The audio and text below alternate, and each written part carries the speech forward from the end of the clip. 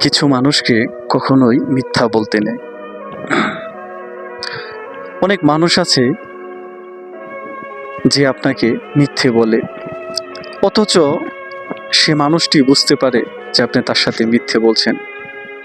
সে কিন্তু নীরবে সে মিথ্যে কথাটা আপনার সামনেই সে শোনে, সে দেখে আপনি তার সাথে মিথ্যা বলছেন।